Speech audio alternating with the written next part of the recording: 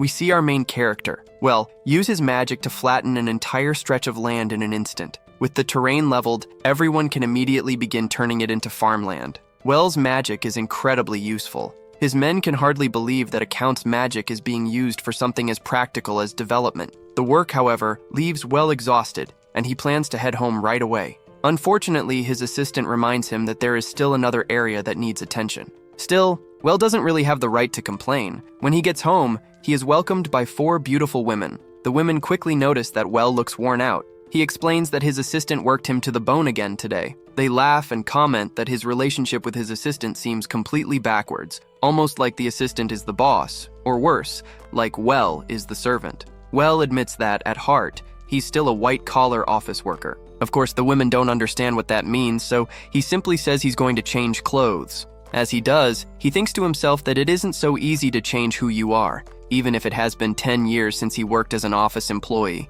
That thought triggers a flashback. Well is returning home late from work, completely exhausted, but he forces himself to stay awake because he still has to make dinner. He prepares a late-night 1 soup, 3 dishes meal, miso fried pork ribs. Just as he finally sits down to eat, he falls asleep at the table. When he wakes up, he's still looking at a table and food, but it isn't pork ribs. He doesn't recognize the room at all. The people around him are dressed strangely, and it looks like a wedding. Is he overseas? Stranger still, his body is much smaller. He's a child. He hears a man say that now that he has finally seen his successor married, he can retire without worry. Well, can only think that this is an unusually vivid dream. Surely it's time to wake up and get back to his pork ribs. He closes his eyes again, but his father won't let him sleep. He comes over and tells Well that he needs to greet the guests. The man pulls Well in front of a crowd and introduces him as his youngest son. Well is completely baffled. Is this really happening? His father tells him to introduce himself, but Well has no idea what this child's name even is. How is he supposed to do that? Thankfully, his older brother steps in. He greets everyone and thanks them for traveling so far to attend their eldest brother's wedding. He says that he and his younger brother, Wendelin, are deeply grateful. Hearing the name, the bride asks if she may call Wendelin Well. Well quickly agrees. Later, his brother talks with him privately and asks if his mind went blank when he was surrounded by so many adults. Well finally asks what exactly is going on. His brother laughs and says it's a lot to process for a 5-year-old. Today is their brother's wedding. Their father had struggled to find him a suitable partner, so he must be relieved that a noble's daughter has married into the family. That makes Well ask whether they are nobles too. His brother says he understands the doubt, but yes, they are genuine nobility. Well is still confused, but at least he can understand the language, and if their family can afford such a lavish ceremony, they must be fairly high-ranking. As the 3rd son, he figures he won't have to worry about starving. Noble food really is delicious. Unfortunately, the very next day proves him wrong. Breakfast is nothing but dry bread and soup that's barely more than water. When Well asks for more, his father tells him there isn't any. Completely confused, Well seeks out the brother who has been explaining things to him and asks how they could afford such a grand wedding if they're eating like this. His brother explains that they couldn't afford to look cheap in front of guests, even though the family is poor. It was essentially a display of noble pride. The wedding food was a special occasion. From today onward, it's back to brown bread and thin soup. Well can't believe it. Even if they're poor, they're still nobles, and he's the 3rd son. Surely that counts for something. But then more brothers start appearing, one after another. That's when it hits him. They aren't just poor nobles. He's the 8th son. Sometime later, Well begins learning about this world through books. He discovers that he lives in the Kingdom of Helmet. The capital has a population of 1 million, the largest in the kingdom. To the south lies the biggest commercial city in the region, home to 200,000 people. Go even farther south, cross a massive mountain range, and you reach the remote backcountry where he now lives, population 800. He is the 8th son of a poor, noble family living in the middle of nowhere. His life is completely screwed. Not long after, Well sees his older brothers preparing to leave the estate. Worried, he asks where they're going. They explain that they agreed to leave once their eldest brother got married. Well can stay because he's still a child, but they have already reached adulthood. Well protests, saying they could inherit land if they stayed. His brothers tell him that poor nobles like them can't afford to divide their territory. Everything will go to the eldest brother. As for the rest of them, they are giving up their inheritance rights in exchange for a financial settlement and leaving home. From that moment on, they will no longer be nobles. Well asks how they are supposed to live like that. They explain that the 2nd brother married into a branch family as insurance, in case something happens to the eldest. The rest will have to make their own way in the capital. They can learn to read and write, take exams to become soldiers or low-level officials, or try their luck as adventurers. In the end, it all depends on their skills. They warn Well that if he keeps goofing off, he will regret it later. Those words hit him hard. He rushes to the house library, only to find books full of poetry. Frustrated, he wonders if there aren't any useful books at all.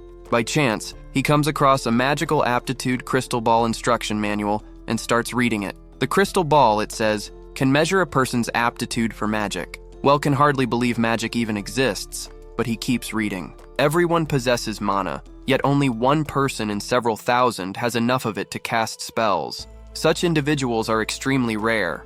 Well scoffs, saying he can already see the punchline. You can't use magic. The manual continues, explaining that magical aptitude isn't hereditary. Everyone has an equal chance of being born with the talent to become a great magician. The only way to know is to test oneself. Again, Well doubts it. Who would believe something like that? The manual concludes by stating that those with magical talent can shine in many fields. Still unconvinced, Well decides it is worth a try. It is not like he actually believes this nonsense. When he uses the crystal ball, it shines brilliantly. According to the manual, if the ball glows like a rainbow, the user has a high aptitude for magic and should begin studying with specialized guides. Since that is exactly what happened, Well realizes he needs a magic guidebook. He searches every book in the house, but there isn't a single book on magic. When he asks his father if there are any others, his father says there aren't. He can't read anyway. Instead, his father sends Well to the forest to gather firewood. While there, Well desperately tries to activate magic on his own, but quickly realizes he has no idea how to do it. Just then, a man approaches him. The man says he sensed Well earlier when he used the crystal ball. He claims he has finally found someone on the same wavelength as himself. Naturally, Well panics at the sight of this strange man, but the man apologizes for startling him and tells him not to be afraid. He introduces himself as a magician. At that moment, a giant boar spots them and charges. The man tells Well to picture his own wind magic. First, he must acknowledge the mana within him. Then, he must make it circulate through his body. Somehow, Well succeeds in casting a spell. The man congratulates him on using his first magic, then finishes off the boar with a far stronger version of the same spell. He explains that he is a former court magician named Alfred. Well is told to rest easy. One day, he will become a magician far greater than Alfred. After introducing himself, Alfred sits at a small table he has prepared, offering tea to Well. The atmosphere is calm as Alfred makes a life-changing proposal. He tells the young boy that he wants to pass his magic knowledge on to him. Well is completely shocked by the offer and wonders why a powerful magician would want to teach him, especially since he has no money to pay for lessons. Alfred reassures him that he does not want any gold. He simply wants a disciple to carry on his legacy. Overjoyed, Well begs Alfred to be his master and promises to do whatever it takes to learn. However, Alfred adds a serious condition to their agreement. He warns Well that he must keep their training a total secret from his family. He explains that if people discover Well has magical talent, it could spark a dangerous fight over who will become the next lord of the land. Although Well is only the 8th son and finds the idea of being a lord strange, Alfred insists that a magician has enough influence to change the line of succession instantly. To stay safe, Well agrees that no one can find out about his new powers. The training begins high in the mountains the very next day.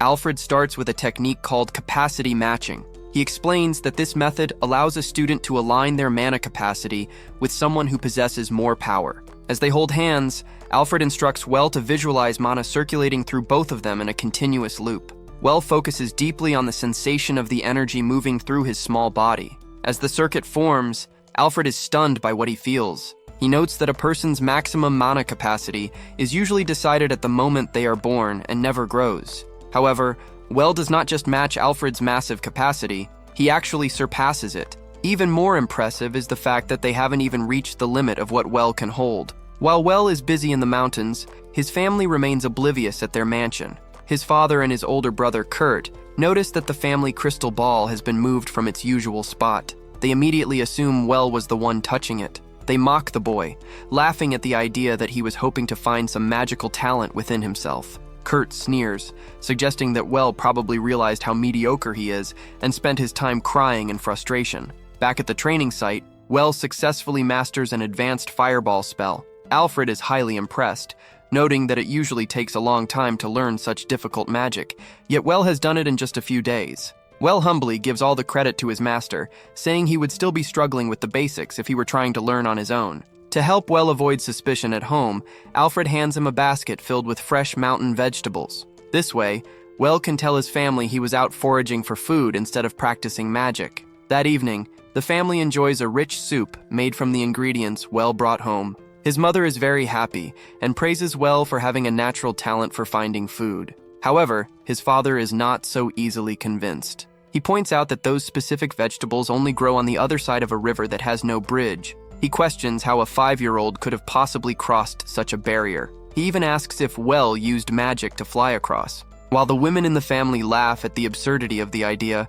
Kurt stays quiet, looking at his younger brother with a suspicious expression. The training continues with Alfred teaching Well how to use tracking magic, which is a complex form of wind magic. He tells Well to sense the tiny vibrations in the air to locate living things. Well concentrates and quickly finds a bird, striking it down with precision. While they cook and eat the bird, Well shares some wasabi he found in the forest. As they enjoy their meal, Alfred gives Well a stern warning about the enchanted forest. He describes it as a place filled with savage monsters that normal humans cannot hope to defeat. He explains that many people enter these forests hoping to find rare herbs and get rich, but they almost never return alive. As they talk, Well admits that he feels like Kurt has been watching him closely. Alfred suspects that Kurt is afraid of losing his rights as the heir to the lordship. Well confesses that he doesn't really care about becoming a lord because it seems like a lot of trouble and he doesn't want to fight with his brother. Alfred listens and suggests that Well should consider becoming an adventurer instead.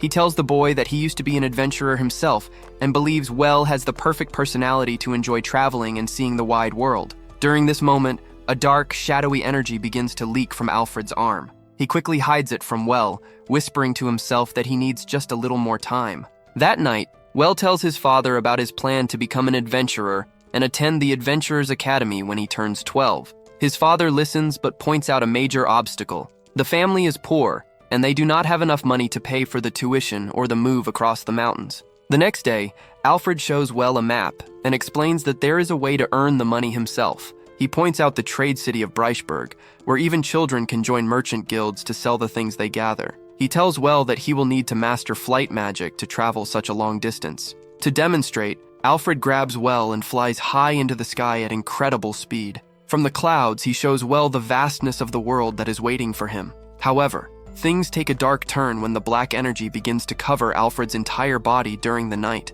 The next morning, Alfred abruptly tells Well that their training will end the following day. Well is confused and worried because he hasn't fully mastered flight magic yet. He feels that 2 weeks is not nearly enough time to learn everything, but Alfred speaks with a firm, commanding voice that leaves no room for argument. Well is forced to accept that his time with his master is coming to an end. During dinner at the mansion, Well's father mentions that a monster called a Whispering Dead has been spotted in the woods. He explains that these are undead creatures that still have their human minds and can talk, but they are essentially walking corpses whose skin is pale and cold. He warns that after a few years, they eventually lose their sanity and turn into mindless zombies. Terrified for his master, Well flies out into the night to find Alfred and warn him about the monster. When Well finds him, he begs Alfred to come back to the mansion where it is safe. Alfred sadly reveals the truth. He is the Whispering Dead the villagers are talking about. He explains that 5 years ago, he was part of an army that went into the enchanted forest to find a cure for a sick nobleman.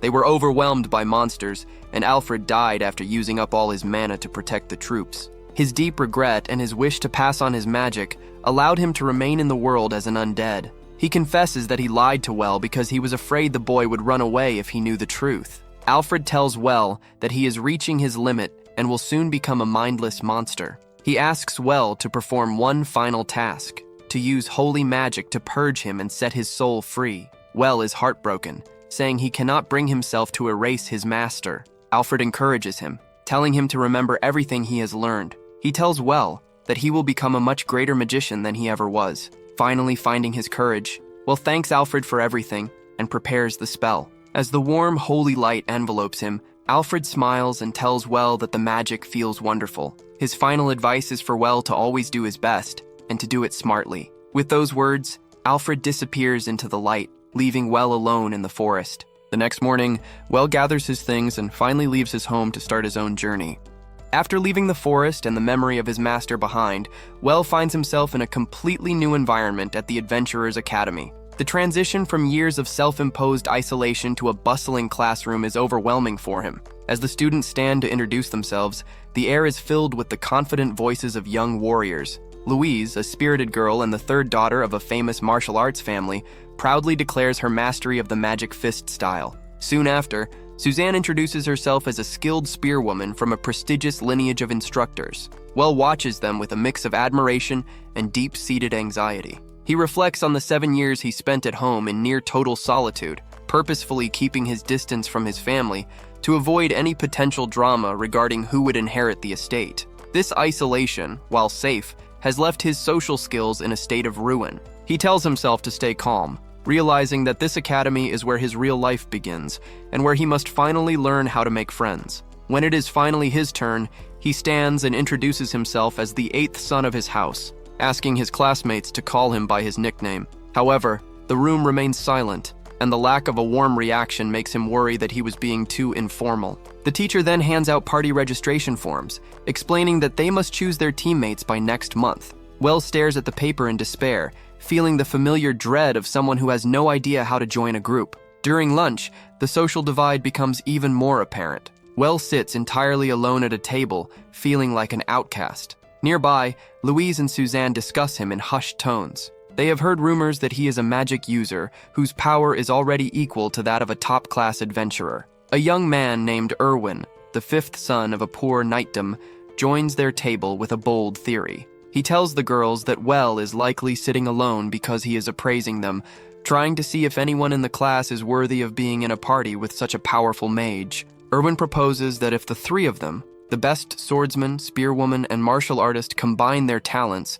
they might finally earn Well's respect. While the trio plans their approach, a group of 3 rowdy boys carrying axes interrupts them. They laugh and boast about how Well will surely choose them instead. The teacher later advises the students that if they need to work part-time to earn money, they should hunt in the forest in groups for safety. Well realizes this applies to him, but since he still has no party, he heads out alone. Meanwhile, Erwin and the girls have convinced themselves that Well has set a silent challenge for the class. They believe that if they can bring back more prey as a group than Well does alone, they will prove their worth to him. When the students return from their hunt to sell their spoils, the gap between them and Well becomes undeniable. Louise, Suzanne, and Erwin are proud of their modest catch, but their jaws drop when Well reaches into a magic bag and pulls out 10 large animals. The leader of the Axe Trio watches in disgust and declares that he is giving up. He tells his friends that Well lives in a completely different world and that it is a waste of time to try and reach his level. Well, oblivious to the fact that he has just intimidated everyone, tries to offer to buy them all dinner with the money he earned, but when he turns around, the room is already empty. Later that evening, Erwin, Louise, and Suzanne share their frustrations. They talk about the pain of being younger siblings who can never inherit their family's legacy. Louise and Suzanne reveal that they were born with slightly more magic than their brothers, which led their families to avoid and fear them. They decided to become adventurers to find a place where their strength is actually wanted. Determined not to be discouraged by Well's talent, they decide to go even deeper into the forest the next day to find bigger game. The next morning, the trio enters a dangerous part of the woods despite the teacher's warnings. They are quickly surrounded by a pack of extra-large wolves. Just as the situation becomes life-threatening, Well, who was using his magic to detect living things from a distance, arrives to save them. He easily dispatches the monsters and checks to see if they are hurt. Back at the dorms, the trio apologizes for the trouble they caused. Erwin admits they were trying to impress him, but realized they are simply not on his level. He tells Well that he is giving up on the idea of a party, which leaves Well feeling panicked and confused because he truly wanted to join them. A sudden interruption changes the mood when the teacher announces that the entire scholarship class has been invited to a garden party by the Duke of Bleichruder. While the other students worry that they are only being invited as extras so the Duke can get to Well, Louise and Erwin decide to use the opportunity to buy formal clothes and try to make a good impression. At the party, the Duke ignores the other students and goes straight to Well. He introduces himself as Freitag and acknowledges Well's family as his vassals. He expresses a desire to speak with Well in private, but Well, feeling a surge of loyalty to the people who have actually spoken to him, insists on bringing Erwin, Louise, and Suzanne along, claiming they are his official party members. In a private room, they meet the court magician Brantag. Brantag reveals that he was the mentor of Alfred, the man who became the Whispering Dead in the forest. He explains that through tracking magic, he noticed Alfred's presence disappear 7 years ago and suspected that someone had finally inherited his power. Seeing Well with Alfred's magic bag and incredible mana confirms his theory. Well honestly recounts his master's final moments, explaining that he purged Alfred to allow him to pass on peacefully. Brantag is moved, thanking Well for doing something so difficult for a child. Well then takes the opportunity to return the massive amount of supplies that had been stored in the magic bag from the failed expedition years ago. Once they leave the meeting, the trio admits that they were wrong about Well and confess that they originally wanted to use his power to make their own lives easier. Well surprises them by saying the feeling is mutual. He brought them along because he was too nervous to meet a high-ranking noble by himself. He tells them that his master once told him to enjoy the wide world, and he thinks he can only do that if he has friends who are fun to be around, even when times are tough. The tension breaks as Louise jokingly punches Well for being the cause of all their stress. The Duke returns one last time to deliver a final surprise. He informs Well that the reward for returning the expedition supplies is 20% of their value, which amounts to a staggering 1,000 gold coins. Well realizes this is a fortune beyond his wildest dreams. Furthermore, he is told that he will inherit Alfred's massive estate. When Well finally steps into his new giant house, he finds it far too large for one person. He looks at his party registration form, which now has all 4 of their names on it, and wonders if his new friends will be willing to share this huge new life with him. A while later, the 4 friends sit together in a high-tech magic airship, soaring through the clouds toward the capital city. Suzanne asks Well if he is certain they should be attending his brother Eric's wedding, but Well reassures her, explaining that Eric encouraged him to bring friends along. He feels a sense of relief that the academy is currently on summer break, allowing them this freedom. Louise is practically vibrating with excitement, showing off a flashy dress she picked out specifically for the occasion. She explains that she hopes to catch the eye of a high-ranking noble who might employ her as a retainer. When Suzanne asks if many nobles will be present, Well notes that since Eric is marrying into the Bran knightdom, there will surely be some influential figures in attendance. While the girls chat about fashion and status, Erwin's face is pale with terror. He admits that he simply does not trust a ship that flies through the sky. Brantag, who is acting as their guide while he travels to the capital for his own business, tells the young man not to worry, as a magic airship is designed to stay aloft. When Suzanne asks why Brantag is with them,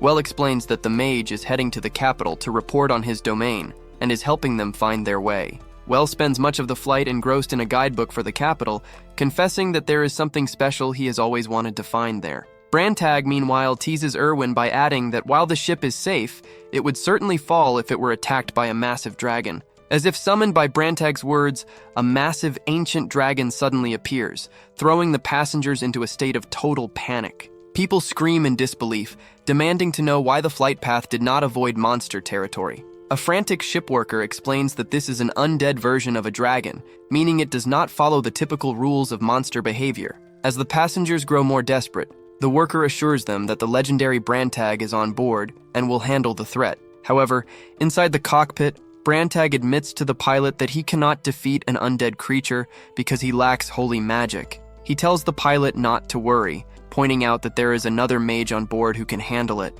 Well is horrified when the task falls to him, stammering that he isn't ready, but Brantag shuts down his doubts by mentioning that Well's master would have handled this with a smile. Well steals his resolve and prepares for battle. Brantag gives Well quick instructions before sending him out onto the exterior of the ship. As the dragon lunges and spits a deadly breath toward him, a shimmering magic barrier appears, protecting Well. Brantag's voice echoes, reminding Well that he promised to protect him. Feeling the support of his master's master, Well focuses his energy. He calls for more power, summoning a brilliant, blinding holy light that he launches at the dragon. The creature struggles for a moment as the light purges its rotten essence, and it slowly begins to crumble into pieces. Brantag shouts for Well to use his magic bag to collect the valuable bones before they fall to the earth, and Well quickly scrambles to gather the remains of the ancient beast. Safe and sound, the group celebrates their survival with drinks. Well admits he is just glad they will make it to the capital because he still wants to go shopping, but a man named Aruterio,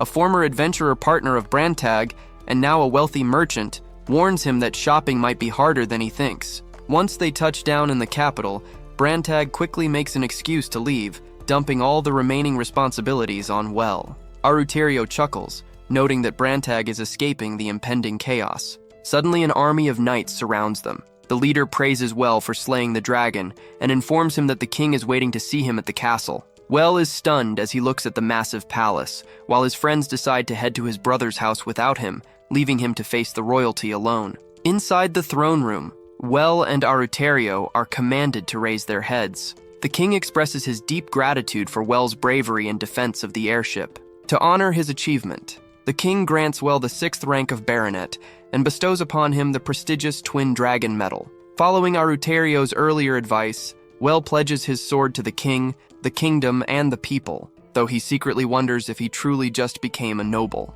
Back at Eric's home, Brantag explains to Well's brother and friends that Well has effectively been promoted past his own father. This means Well's name will be removed from the original Baumeister family line to head a new, independent branch. The girls worry that Well might quit being an adventurer, but Brantag reassures them that as a noble of the robe without land, Well is free to keep adventuring if he chooses. Still, Brantag notes that Well is about to learn just how restrictive noble society can be. Inside the palace, a heated argument breaks out between Lord Marshal Edgar and Lord Commissioner Ruckner over the value of the dragon bones and magic stones Well brought back. Edgar demands a high reward for the young hero, while Ruckner tries to save the kingdom's budget, arguing that Well should be understanding of the national finances. A third man, the elderly Cardinal Hohenheim, steps in to mediate. He suggests a compromise of 150,000 gold coins, warning that the royal family should not embarrass itself in front of the capital's new hero. Aruterio explains to Well